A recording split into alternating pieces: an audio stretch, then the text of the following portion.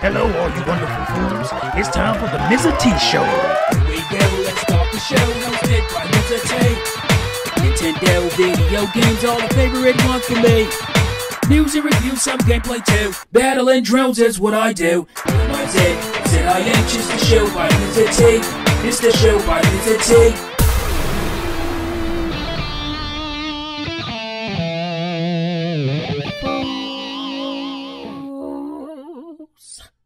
Hey there, fools. Big T here, and I'm back with another video. This video is going to be about the recent job listing in Japan for Nintendo of Japan. Basically implying a new Zelda game is in the works, which really isn't a surprise. Most people believe or know that usually when Nintendo finishes a big title like a Zelda game or a Mario game, they move right into the next one, so there's no surprise there. So let's just talk about basically what this could mean and what we would like to see maybe for the next Zelda game. So basically the listing is for, you know, specific things. It seems like maybe somebody was let go or moved on to other projects or something like that from maybe the Breath of the Wild team, and they're just trying to refill that spot. So that's probably what's going on here. They're doing it for the next game, and this could really mean a lot of things. This actually doesn't necessarily mean doesn't necessarily mean that there is definitely a Zelda game in the works, which we all pretty much believe there is. But this could be a listing for the DLC. There may be more DLC coming to Zelda. Nintendo recently basically hinted at that they wanted to put out more DLC for existing titles, because that money, man, that money talks. So even when they say that they're done with DLC for certain games, they may end up going back to them. So Zelda could be a prime candidate. So that could be a thing. It could be adding dungeons or whatever to Breath of the Wild. That could be a thing. But I do think this is probably for the new game. And for me, what I would like to see in the next Zelda game, I guess we could just run down some things I would like to see based on what we got from Breath of the Wild. So let's just do that. So some of my issues with, and none of them were major, with Breath of the Wild, were things that to me made the big world a little bit smaller. One of the main things was basically swimming underwater. We've had that in Zelda games since Ocarina of Time, and for them to take that away was a little bit jarring, because even when they did so in, I remember Wind Waker had it. It had the, a lot of it had to do with the visuals of the water itself, being that kind of cartoon aesthetic. I was a little bit annoyed by that, because I'm like, here you have this vast world, basically full of water everywhere, but yet you can't explore the water in any meaningful way. Sure, you could drop your that hook thing that came out of the boat, the Red Lion boat, and grab things underwater, but you couldn't see them. You couldn't see through the water, obviously. And other than the major big ending, you're not underwater in the game at all. So, and I'm not going to give that away, even though it's a really old game and you probably should know what I'm talking about, but it was a pretty cool reveal. So other than that, you didn't really get to explore water, and I really like being able to do that, starting with Ocarina of Time, where you had the Zora and you got to swim in the Lake Hylia and stuff like that. That was pretty cool to me. And even wearing the iron boots so you can walk underwater, and the puzzles elements of the water temple, that annoyed a lot of people, but I really like that stuff. So I would hope the next Zelda would allow you to explore underwater as well. If it doesn't, it's not the worst thing in the world, but is something I'm definitely looking forward to them putting back into the game. Another aspect of Breath of the Wild that I was a little bit annoyed by, again, is not being able to explore, more maybe vast caves. That's something you got to do in a game like Skyrim. You just could be walking along and you spot a cave and you can end up deep into it, and you might find like vampires down in there. I would like to do that. For me, that would have quelled one of my issues with the game, being that there were no traditional dungeons in the game, and we'll get to that in a minute.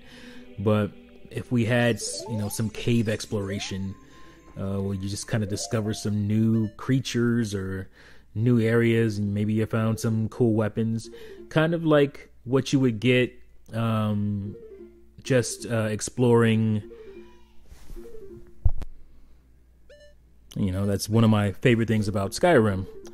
As I said, it's just walking along, and it just makes the world feel more real, more alive, to where you just kind of discover things that are off the beaten path, and you just, get to explore through them.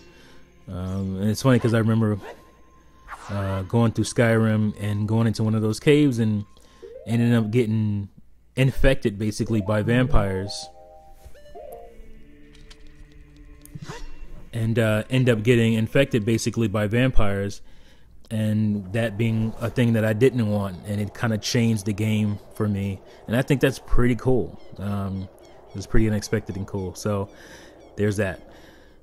So yeah, being able to explore caves would be also a cool thing. I would also like them to bring back in some capacity some of the ideas they ended up scrapping for Breath of the Wild that we learned about. One of those things being basically the Minish people. If you remember, this old basically when the Breath of the Wild first came out, there was a lot of behind the scenes little documentaries and stuff, and Nintendo was dropping screenshots of old ideas, and one of them was there being a Minish town, a town of little people. That was obviously hearkening back to the Minish Cap game. And Link would be able to interact with these people, and it was really cool. It just really got my mind going when I saw this screenshot, and I'm like, please bring that kind of stuff back in. And usually Nintendo does do that. They have an idea that they might scrap for a previous game, they'll put it in the next game, or they'll expand on it somehow. A lot of that happened with Ocarina of Time going into Majora's Mask. The whole mask aspect came from Ocarina of Time. They just really elaborated on it in Majora's Mask, not unlike what they did with the Ocarina that was also featured in A Link to the Past. That was an item you can get in A Link to the Past, and obviously it was the main focus, one of the main focal items in Ocarina of Time. So it's something that Nintendo has done before, and I wouldn't be surprised if they do it again. It might not be in the same capacity that they originally envisioned it for Breath of the Wild, the whole Minish Town stuff, but I'm sure it'll probably show up in some way, and it could end up being like a main focal thing in the next game, and which would lead to some people speculating on the next game could possibly be like a full-on remake of a previous Zelda game, like the Minish Cap, or maybe not A Link to the Past, but maybe one of the Game Boy games, or maybe one of the other Game Boy games, I should say, getting a whole like 3D remake, which would be cool. So that would make a lot of sense. That'd be very Nintendo-like for that to happen. So that's a possibility. And I guess my final thing that I would like to see is kind of a return to the importance of items and certain items and them lasting, not breaking. I actually didn't mind the breaking aspect of weapons. Maybe if they didn't break as quickly, some of them, some of the bigger items, hopefully would last longer. But I would like to see more important items make a return, and obviously that would tie into dungeons and traditional dungeons and how they work. So I guess that's kind of a twofold thing, where I'd like to see the items return, certain items that are unbreakable, that last, that help you traverse. Because another one of the things that was mentioned was that for a while Nintendo was working on the hook shot being an integral part to the game, but I think it had something to do with the whole climbing aspect of the game, to where that kind of broke that, or didn't make that work as well, or make that as interesting because of the hook shots. So they ended up taking the hook shot out, and it was one of the later things they took out in the game. So if they could somehow implement the traditional dungeon with the item setup, I would like to see that happen. And obviously you can continue to use those items out in the world, to some degree.